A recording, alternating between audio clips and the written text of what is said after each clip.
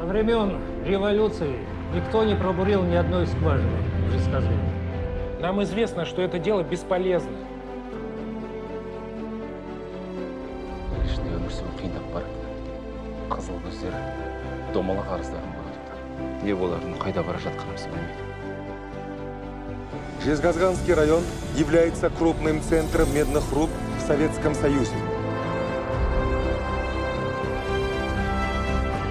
Раскулачивание.